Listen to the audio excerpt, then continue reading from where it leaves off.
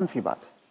तो अब जो आदमी 75 का हो गया, उसने खुद अपनी लंबी उम्र की तैयारी ही नहीं करी, और जब उसने कोई तैयारी खुद नहीं करी है तो उसका परिवार या उसके समाज उनको कैसे तैयारी, वो कैसे तैयारी करेंगे? तो आपका ये कहने का मतलब है कि पहले तो शायद वो 60 साल तक जीता तो बहुत बड़ी बात थी, तो जब तक वो कमा रहा था वो जी रहा था, अब वो 80 साल तक जी रहा है। तो इसके जो परिणाम है वो भी इकोनॉमिक एंगल मुझे समझाइए। इसके इकोनॉमिक एंगल बहुत भयावह है। आज हिंदुस्तान में 60 साल की उम्र में आपने एक आदमी को रिटायर कर दिया। आदमी को अगर 80 साल तक जीना है तो 20 साल के लिए उसको अपना इंतजाम करना है। उसकी पत्नी 10 साल छोटी है तो 30 साल के लिए पत्नी के लिए इंतजाम करना है। औरतें आमतौर पे 5 से 7 साल ज्यादा जीती हैं, तो 35 साल के लिए उसे अपनी पत्नी के लिए फाइनेंशियल इंतजाम करना है और 20 साल के लिए खुद के लिए इंतजाम करना है। आज के इन्फ्लेशन में, आज की महंगाई में कितना भी पैसा आप एक जगह रख दीजिए, क्या वो 35 साल तक खींच सकता है? ये प्रैक्टिकल नहीं है। और जैसे जैसे उम्र बढ़ती जाती है उनके बच्चों की उम्र भी बढ़ रही है जी। जो आज 70-75 का होगा, बच्चे भी तो 50-55 के हो रहे होंगे। वो अपना बुढ़ापा देखेंगे, वो अपनी लड़की की शादी देखेंगे, वो अपने मकान की किस्त चुकाएंगे। तो जो पीढ़ियों के बीच की जो दूरियां हैं वो बढ़ती जाती हैं। ये इकोनॉमिक वजह से बढ़ रही है। इकोनॉमिक वजह से बढ़ रही हैं।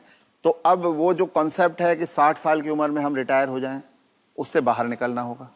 जब तक शरीर साथ देता है काम करते रहना है और 2 पैसे कमाते रहना है जी। कुछ करके किसी तरह से अपनी आर्थिक स्वतंत्रता को कायम रखना चाहिए, जितने ज्यादा से ज्यादा समय तक हम रख सकते हैं।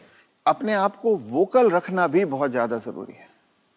अगर मेरी परवाह मेरे परिवार वाले नहीं कर रहे हैं और अगर अड़ोसी पड़ोसी इस बात को जान जाएं तो कोई भी बुजुर्ग कभी भी किसी परेशानी का सामना नहीं करता, क्योंकि तो चुप ना रहें। चुप रथ ना साहब रहें। ये कह रहे हैं कि चुप ना रहें। अगर आपके बच्चे आपके साथ व्यवहार ठीक नहीं कर रहे हैं सबको बताएं।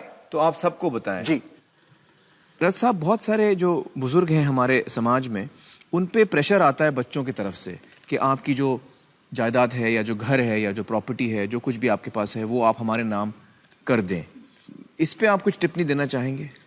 पहला ये कि किसी भी हालत में आपके पास जो भी धन संपदा है, जो भी आपके पास आर्थिक साधन है, वो जब तक आप और आपकी पत्नी जीवित हैं किसी और के हाथ नहीं जाना चाहिए। कितना भी प्यार करते किसी के नाम पे नहीं जाना चाहिए, चाहिए। किसी बच्चे, किसी बहू, किसी पोते, किसी के नाम पे ना जाए, कितना भी आप प्यार करते हो। क्योंकि जब तक अगली पीढ़ी को पिछली पीढ़ी का सामान कुछ मिलता नहीं है तब तक वो उनकी इज्जत करते रहते हैं। वो हाथ पांव भी दबाएंगे, वो अस्पताल भी ले जाएंगे, वो दवा दारू भी करेंगे। और वो ही माँ बाप सबसे ज्यादा सफर करते हैं जो अपने प्यार के कारण उमड़ते चले जाते हैं। मेरा बेटा, मेरी बेटी, मेरी बहू, मेरा पोता, जो ये मेरा मेरा करना जिसने शुरू किया, बस वहीं से उनके दुर्गति के दिन शुरू हो जाते हैं। इसलिए सबको ये ध्यान रखना चाहिए कि कुछ भी हो जाए, कोई प्रलोभन आए, कोई इमोशनल ब्लैकमेल हो, कुछ हो, उन्हें अपने पास अपनी चीज को रखना चाहिए। अपने बच्चों से शेयर करें तो अपनी मन की खुशी को शेयर करें, अपने पैसे को शेयर ना करें। जी।